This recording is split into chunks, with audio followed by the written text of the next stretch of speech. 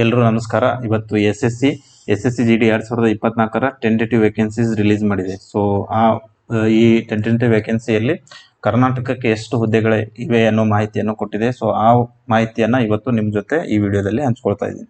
2024ರಲ್ಲಿ ಎಷ್ಟು ಖಾಲಿ ಹುದ್ದೆಗಳಿವೆ ಅನ್ನೋದ್ರ ಜೊತೆಗೇನೆ 2021ರಲ್ಲಿ ಕರ್ನಾಟಕಕ್ಕೆ ಎಷ್ಟು ಖಾಲಿ ಇದ್ದು 2022ರಲ್ಲಿ ಎಷ್ಟು ಖಾಲಿ ಇದ್ದು ಅನ್ನೋದನ್ನ ನಿಮಗೆ ಕಂಪೇರ್ ಮಾಡಿ ತಿಳಿಸ್ಕೊಡ್ತೀನಿ ಈ ವಿಡಿಯೋದಲ್ಲಿ. ಸೊ ಕೊನೆ ತನಕ ವಿಡಿಯೋ ನೋಡಿ ನಿಮಗೆ ಈ ವರ್ಷದ ಎಷ್ಟು ಕಾಂಪಿಟೇಷನ್ ಇದೆ, ಎಷ್ಟು ಖಾಲಿ ಹುದ್ದೆಗಳು ಲಾಸ್ಟ್ ಇಯರ್ಗೆ ಕಂಪೇರ್ ಮಾಡಿದ್ರೆ ಎಷ್ಟು ಹೆಚ್ಚು ಎಷ್ಟು ಕಡಿಮೆ ಆಗಿದೆ ಅನ್ನೋದು ನಿಮ್ಗೆ ಗೊತ್ತಾಗುತ್ತೆ. ಮತ್ತೆ ಇನ್ನು ಯಾರೆಲ್ಲ ನಮ್ಮ ಟೆಲಿಗ್ರಾಮ್ ಚಾನಲ್ನ ಜಾಯ್ನ್ ಆಗಿಲ್ಲ, ಜಾಯ್ನ್ ಆಗಿ. ಇದರಲ್ಲಿ ನಾವು SSC GD ಕುರಿತು ಕನ್ನಡದಲ್ಲಿ ಫಾಸ್ಟ್ ಆಗಿ ನಿಮಗೆ ಮಾಹಿತಿಯನ್ನು ನೀಡ್ತಾ ಇದ್ದೇವೆ ಮತ್ತೆ ಕ್ಲಾಸಸ್ ಮಾಡ್ತಾ ಇದ್ದೇವೆ. ಈಗಾಗಲೇ ರೀಸನಿಂಗ್ನ ಎಲ್ಲ ಚಾಪ್ಟರ್ ಮುಗಿಸಕ್ಕೆ ಬಂದಿದ್ದೇವೆ. 80% ರೀಸನಿಂಗ್ ಸಿಲೆಬಸ್ ಮುಗಿದಿದೆ. ಈ ವಿಡಿಯೋ ಡಿಸ್ಕ್ರಿಪ್ಷನಲ್ಲಿ ರೀಸನಿಂಗ್ ಕ್ಲಾಸಸ್ದು ಪ್ಲೇ ಲಿಸ್ಟ್ ಹಾಕಿರ್ತೀನಿ.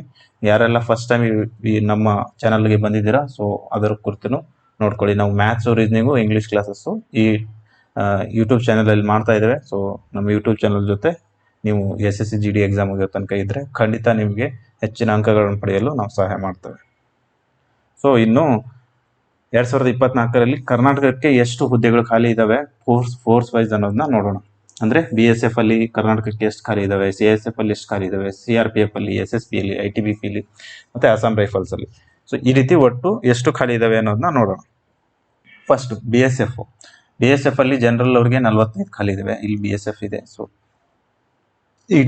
EWS ಅವ್ರಿಗೆ 11, OBC ಅವ್ರಿಗೆ 30, SC ಅವ್ರಿಗೆ 18, ST ಅವ್ರಿಗೆ 8, ಟೋಟಲ್ 112 BSF ಅವ್ರಿಗೆ ಕರ್ನಾಟಕದ ಪುರುಷರಿಗೆ ಇರುವ ಖಾಲಿ ಹುದ್ದೆಗಳು. ತಿಳಿತಾ? ಇನ್ನೊಂದು ಈ ಸಲ ಪಾಸಿಟಿವ್ ಪಾಯಿಂಟ್ ಏನಂತಂದ್ರೆ CSF ಅಲ್ಲಿ ಜಾಸ್ತಿ ಹುದ್ದೆಗಳಿದ್ದಾವೆ. ಲಾಸ್ಟ್ ಟೈಮು ನಾನು ನಿಮಗೆ ನೆಕ್ಸ್ಟ್ ಕಂಪ್ಯಾರಿಸನ್ ವಿಡಿಯೋದಲ್ಲಿ ಇದು ಕಂಪ್ಯಾರಿಸನ್ ಸ್ಲೈಡಲ್ಲಿ ತೋರಿಸ್ತೀನಿ.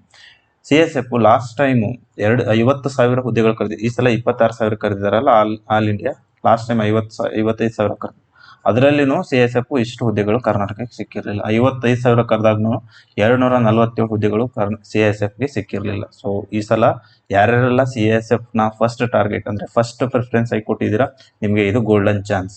ಈ ರೀತಿ CSF ಅಲ್ಲಿ ಮತ್ತೆ ನಿಮಗೆ ಚಾನ್ಸಸ್ ಸಿಗಲ್ಲ. ಸೊ ದಯವಿಟ್ಟು ಯಾರೆಲ್ಲ ಈ ಸಲ CSFನ ಕರೆಕ್ಟಾಗಿ ಹೋಗಬೇಕು, ಅದನ್ನು ಟಾರ್ಗೆಟ್ ಮಾಡಿಕೊಂಡು CSF ಫೋರ್ಸ್ಗೆ ಸೇರಬೇಕು ಅನ್ಕೊಂಡಿದ್ದೀರಲ್ಲ, ಈ ರೀತಿಯ ಗೋಲ್ಡನ್ ಚಾನ್ಸ್ ನಿಮಗೆ ಮತ್ತೆ ಸಿಗೋದೇ ಇಲ್ಲ. ತಿಳಿತಾ? ಸೊ ಅದಕ್ಕೋಸ್ಕರ ಈ ಪೂರ್ತಿ 2 ರಿಂದ 3 ಇನ್ನೂ 2 ತಿಂಗಳು ಖಾಲಿ ಇದೆ. ಸೊ 2 ತಿಂಗಳು ಎಕ್ಸಾಮ್ಗೆ ಪೂರ್ತಿ ಶ್ರಮವಹಿಸಿ ಓದಿದ್ರೆ CSF ಸಿಗುತ್ತೆ ಈ ಸಲ. ಲಾಸ್ಟ್ ಟೈಮ್ ನೀವು ನೋಡಿರ್ಬೇಕು, CSF ಕಟ್ ಆಫ್ 90 ಏನೋ ಇದೆ ಜನರಲ್ ಅವ್ರಿಗೆ ಕರ್ನಾಟಕದ್ದು. ಸೊ ಇದರಿಂದನೇ ಗೊತ್ತಾಗುತ್ತೆ CSFಗೆ ಎಷ್ಟು ಕಾಂಪಿಟೇಷನ್ ಇರುತ್ತೆ ಅಂತ. ತಿಳಿತಾ?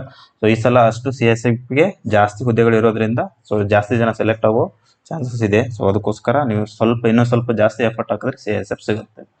CSF ಅಲ್ಲಿ ಜನರಲಲ್ಲಿ 99 ಇದೆ, EWS ಅಲ್ಲಿ 25, OBC ಅಲ್ಲಿ 67, SC ಅಲ್ಲಿ 39, ST ಅಲ್ಲಿ 17, ಟೋಟಲ್ 247. CRPF ಅಲ್ಲಿ ಅದೇ ರೀತಿ 30 ಜನರಲ್ ಅವ್ರಿಗೆ, 8 EWS ಅವರಿಗೆ, OBC ಅವರಿಗೆ 21, 12 SC, STಗೆ 5, ಟೋಟಲ್ 76. ಅದೇ ರೀತಿ SSBಗೆ ಟೋಟಲ್ 12, ITBPಗೆ 66, ಅಸ್ಸಾಂ ರೈಫಲ್ಸ್ AR ಅಂತಂದರೆ ಅಸ್ಸಾಂ ರೈಫಲ್ಸು ಅದಕ್ಕೆ 19, ಟೋಟಲ್ಲು 532 ನಮ್ಮ ಕರ್ನಾಟಕಕ್ಕೆ ಖಾಲಿ ಇದೆ. ಸೊ ಇಲ್ಲಿ ಟೋಟಲ್ ನೋಡೋದಾದರೆ ಕರ್ನಾಟಕಕ್ಕೆ ಜನರಲ್ ಅವರಿಗೆ 214 ಸೀಟ್ಸ್ ಇದ್ದಾವೆ. EWS ಅವರಿಗೆ ಇವೆಲ್ಲ ಪುರುಷರಿಗೆ, ಮಹಿಳೆಯರಿಗೆ ಮತ್ತು ಪುರುಷರಿಗೆ ಬೇರೆ ಬೇರೆ ಹುದ್ದೆಗಳಿರ್ತವೆ. ಸೊ ಎಷ್ಟು ಹುದ್ದೆಗಳು ಮಹಿಳೆಯರಿಗೆ ಇರ್ತಾವೆ ಅಷ್ಟನ್ನೇ ಮಾತ್ರ ತಗೋತಾರೆ, ಹೆಚ್ಚು ಕಡಿಮೆ ತಗೊಳ್ಳಲ್ಲ. ಸೊ ಮಹಿಳೆಯರಿಗೆ ಪುರುಷರಿಗೆ ಸಪ್ರೇಟಾಗಿ ರಿಸರ್ವೇಷನ್ ಇರುತ್ತೆ. ತಿಳಿತಾ? ಸೊ ಇದು ಪುರುಷರಿಗೆ ಈ ಸ್ಲೈಡಲ್ಲಿರೋದೆಲ್ಲ ಕೇವಲ ಪುರುಷ ಹುದ್ದೆಗಳು ಎಷ್ಟಿದ್ದಾವೆ ಅಂತ ಹೇಳ್ತಾ ಇದ್ದೀನಿ ನಾನು. ಸೊ 214 ಜನರಲ್ ಅವರಿಗೆ, 53 EWS ಅವರಿಗೆ, 144 OBC ಅವರಿಗೆ, 84 SC ಅವರಿಗೆ, 37 ST ಅವರಿಗೆ, ಟೋಟಲ್ 532 ಇವು ಪುರುಷ ಹುದ್ದೆಗಳಾದವು. ಇನ್ನು ಮಹಿಳಾ ಹುದ್ದೆಗಳು ಎಷ್ಟಿದ್ದಾವೆ ಅಂತಂದರೆ ಮಹಿಳೆಯರಿಗೆ ಎಷ್ಟೆಲ್ಲ ರಿಸರ್ವೇಷನ್ ಕೊಟ್ಟಿದ್ದಾರೆ ಕರ್ನಾಟಕಕ್ಕೆ ಅಂತಂದರೆ BSF ಅಲ್ಲಿ ಜನರಲ್ ಅವರಿಗೆ 8, EWS ಅವರಿಗೆ 2, OBC ಅವರಿಗೆ 6, SC ಅವರಿಗೆ 3, ST ಅವರಿಗೆ 1, ಟೋಟಲ್ 20. ಇಲ್ಲಿನೂ CSF ಜಾಸ್ತಿ ಇದೆ ಈ ಸಲ. ನಿಮಗೆ ನೆಕ್ಸ್ಟ್ ವಿಡಿಯೋದಲ್ಲಿ ತೋರಿಸ್ತೀನಿ 2022ಕ್ಕೆ ಕಂಪ್ಯಾರಿಸನ್ ಮಾಡಿ ನೆಕ್ಸ್ಟ್ ಸ್ಲೈಡಲ್ಲಿ. ಈಗ ಇದನ್ನು ನೋಡಿ. CSF ಅಲ್ಲಿ 11 ಜನರಲ್ ಅವ್ರಿಗೆ, EWS ಅವರಿಗೆ 3, OBC ಅವರಿಗೆ 8, SC ಅವರಿಗೆ 4, ST ಅವರಿಗೆ 2, ಟೋಟಲ್ 28. ಸೊ ಈ ರೀತಿ ಎಲ್ಲ ಪೋಸ್ಟಲ್ಲಿ ಇದೆ ನೋಡ್ಕೊಳ್ಳಿ. ಟೋಟಲ್ ಇಲ್ಲಿದೆ 66 ಪೋಸ್ಟು. ಸೊ ಜನರಲ್ ಅವ್ರಿಗೆ ಹುಡುಗಿಯರಿಗೆ 25 ಇದೆ, EWS ಹುಡುಗಿಯರಿಗೆ 7 ಸೀಟ್ಸ್ ಇದ್ದಾವೆ ಖಾಲಿ, OBC ಅವರಿಗೆ 21 ಖಾಲಿ ಸೀಟ್ಸ್ ಇದ್ದಾವೆ, SC ಅವರಿಗೆ 9, ST ಅವರಿಗೆ 4. ಸೊ ಇಷ್ಟಿದಾವೆ, ಟೋಟಲ್ 66. ಮತ್ತೆ ಇನ್ನೊಂದು ಎಲ್ಲರೂ SSF ಹೋಗಿ ಕೇಳ್ತಾ ಇದ್ರೆ, SSF ಸ್ಟೇಟ್ ವೈಸ್ ರಿಕ್ರೂಟ್ಮೆಂಟ್ ಮಾಡ್ಕೊಳ್ಳೋ ಇದು ಫೋರ್ಸ್ ಅಲ್ಲ. ಅದು SSFಗೆ ನಿಮಗೆ ಆಲ್ ಇಂಡಿಯಾ ಕಾಂಪಿಟೇಷನ್ ಕೊಡಬೇಕು, ಮತ್ತೆ ಆಲ್ ಇಂಡಿಯಾದಲ್ಲಿ 140+ ತಗೊಂಡ್ರೆ ಮಾತ್ರ ನಿಮ್ಗೆ SSF ಸಿಗುತ್ತೆ. SSF CISFಗಿಂತ ಹೆಚ್ಚು ಪ್ರಿಫರ್ ಮಾಡೋ ಪೋಸ್ಟ್ ಅದು.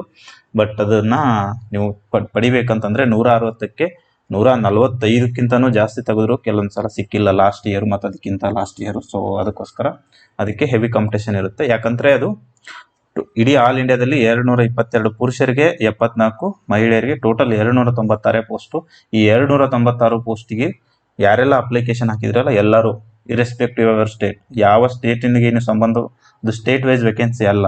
ಅದಕ್ಕೋಸ್ಕರ ಯಾವುದೇ ರಾಜ್ಯದ ಅಭ್ಯರ್ಥಿ ಅದಕ್ಕೆ ಸಂಬಂಧಪಟ್ಟಿದ್ದಾನೆ. ಅದಕ್ಕೋಸ್ಕರ ಅದ್ರ ಕಟ್ ಆಫು 140, 145ಕ್ಕಿಂತ ಮೇಲೇನೆ ಇರುತ್ತೆ. ಸೊ SSF ನಮ್ಮ ಕರ್ನಾಟಕದಲ್ಲಿ ಯಾಕೆ ಇಲ್ಲ ಅಂತ ಕೇಳಕ್ ಹೋಗ್ಬೇಡಿ. SSF ರಾಜ್ಯವಾರು ಹಂಚಿಕೆ ಮಾಡುವಂಥ ಫೋರ್ಸ್ ಅಲ್ಲ ಅದು. ಅದನ್ನು ಏನದು ಇಡೀ ದೇಶಾದ್ಯಂತ ಎಲ್ಲ ಅಭ್ಯರ್ಥಿಗಳು ಅದಕ್ಕೆ ಸಂಬಂಧ. ಸೊ ಅದಕ್ಕೋಸ್ಕರ ಅದು ರಾಜ್ಯದ ನಮ್ಮ ಈ ರಾಜ್ಯವಾರು ವೇಕೆನ್ಸಿ ಇದೆಯಲ್ಲ, ಇದು ನಮ್ಮ ಕರ್ನಾಟಕದ ಖಾಲಿ ಹುದ್ದೆಗಳಲ್ಲಿ SSF ಕಾಣಸಿಗಲ್ಲ ನಿಮಗೆ. ಡೆಲ್ಲಿ SSF ಇರಲ್ಲ. ಕಾರಣ ಇಷ್ಟೇ, SSF ಸ್ಟೇಟ್ ವೈಸ್ ಸೆಲೆಕ್ಷನ್ ಅಲ್ಲ, ಅದು ನ್ಯಾಷನಲ್ ವೈಡ್ ಸೆಲೆಕ್ಷನ್. ಸೊ ಪೂರ್ತಿ ರಾಷ್ಟ್ರದ ಎಲ್ಲ ಅಭ್ಯರ್ಥಿಗಳು ಅದರಲ್ಲಿ ಸಂಬಂಧಪಟ್ಟಿರ್ತಾರೆ, ಅದಕ್ಕೆ ಸ್ಟೇಟ್ದು ಸಂಬಂಧ ಇಲ್ಲ. ತಿಳಿತಾ? ಸೊ SSF ಅಲ್ಲೂ ಈ ಸಲ ಜಾಸ್ತಿ ಇದೆ, 222.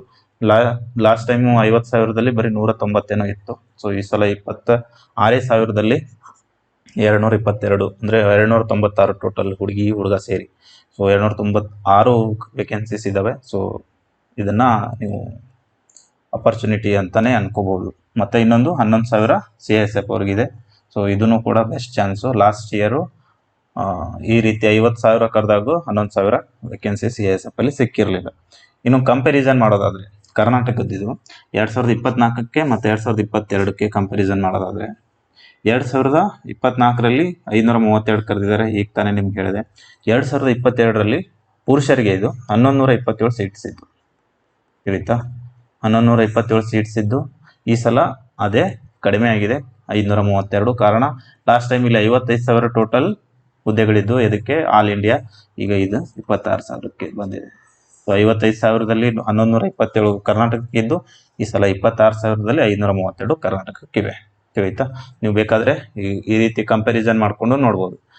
CISF ನೋಡಿ, ನಿಮ್ಗೆ ಹೇಳ್ತೀನಿ ಅಂತಲ್ಲ, CISF ಈ ಸಲ 247 ಕರೆದಿದ್ದಾರೆ. ಹೋದ ವರ್ಷ 139 ಕರೆದಿದ್ರು. 55,000ದಲ್ಲಿ 139 ಕರೆದಿದ್ರು, ಬಟ್ ಈ ಸಲ 26,000ದಲ್ಲಿ 247 ಕರೆದಿದ್ದಾರೆ.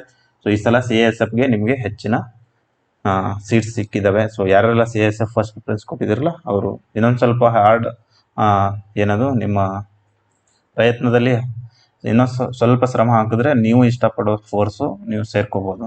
ಸೊ CISF ಜಾಸ್ತಿ ಇರೋದ್ರಿಂದ ನಿಮಗೆ ಪದೇ ಪದೇ ಹೇಳ್ತಾ ಇದ್ದೀನಿ, ಆಯಿತಾ? ಸೊ ಇದು ಪುರುಷರದಾಯಿತು.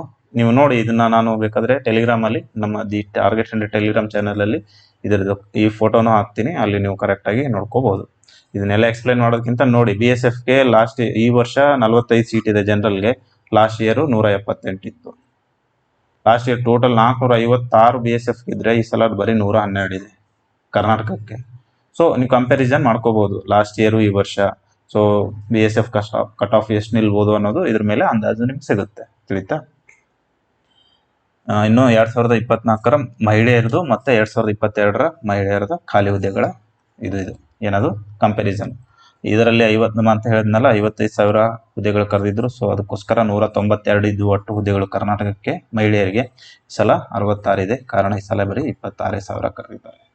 ತಿಳಿತಾ? ನೋಡಿ, ಲಾಸ್ಟ್ ಇಯರ್ CISF 55,000ದಲ್ಲಿ ಬರೀ 16 ಇತ್ತು ಹುಡುಗಿರಿಗೂ. ಈ ಸಲ 28 ಇದೆ. ತಿಳಿತಾ? 28 ಇದೆ. ಸೊ ಇದು ಒಂಥರ ಯಾರೆಲ್ಲ CISF ಹುಡುಗಿರಿಗೆ ಇದು ಬೆಸ್ಟ್ ಚಾನ್ಸ್ ಇದ್ದಂಗೆ. CISF ಅಲ್ಲಿ ಏನಂತಂದ್ರೆ ನಿಮಗೆ ಕರ್ನಾಟಕದಲ್ಲಿ ಕೆಲಸ ಮಾಡೋ ಅವಕಾಶ ಸಿಗುತ್ತೆ.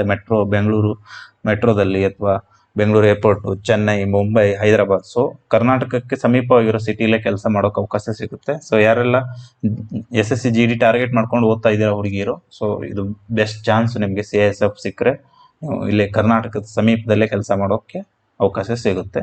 ಸೊ ಯಾರು ಈ ಅವಕಾಶವನ್ನು ತಪ್ಪಿಸ್ಕೋಬೇಡಿ. 2024 ಮಹಿಳೆಯರದು ಮತ್ತು 2022 ಮಹಿಳೆಯರದು ಕಂಪ್ಯಾರಿಸನ್ಗೆ ನಿಮ್ಗೆ ಕೊಟ್ಟಿದ್ದೀನಿ. ಟೋಟಲ್ ಜನರಲಲ್ಲಿ ಈ ವರ್ಷ 25 ಇದೆ, ಲಾಸ್ಟ್ ಇಯರ್ 79 ಇತ್ತು. ಈ ವರ್ಷ EWS ಅಲ್ಲಿ 7 ಜನಕ್ಕೆ ಕರೆದಿದ್ದಾರೆ, ಲಾಸ್ಟ್ ಇಯರ್ 17 ಕರೆದಿದ್ರು. ತಿಳಿತಾ?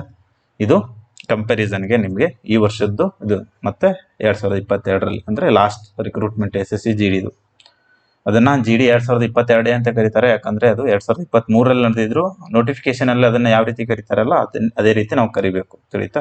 ಈಗ 2023ರಲ್ಲೇ GD ನೋಟಿಫಿಕೇಶನ್ ಬಂದಿದೆ, ಬಟ್ ಅವ್ರ ನೋಟಿಫಿಕೇಶನ್ ಅಲ್ಲಿ ಇದನ್ನ 2024 GD ಅಂತ ಕರೀತಾರೆ. ಸೊ ಅದನ್ನ SSC GD 2024 ಅಂತಾನೆ ನಾವು ಕನ್ಸಿಡರ್ ಮಾಡಬೇಕು.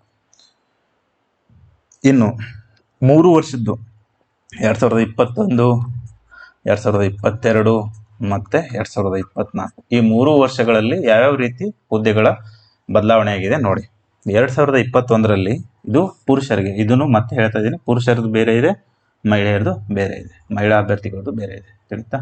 ಸೊ ಜನರಲ್ಗೆ 2020 ನಿಮ್ಗೆ ಇನ್ನೊಂದು 2021 ಜೊತೆ ನಾನು ಯಾಕೆ ಕಂಪ್ಯಾರಿಸನ್ ಮಾಡ್ತಿದ್ದೀನಿ ಅಂತಂದ್ರೆ 2021ರಲ್ಲೂ ಟೋಟಲ್ 26,000 ಆಸ್ಪಾಸು ವೇಕೆನ್ಸೀಸ್ ಕರೆದಿದ್ರು, 25,000 ವೇಕೆನ್ಸೀಸ್ ಆಸ್ಪಾಸು.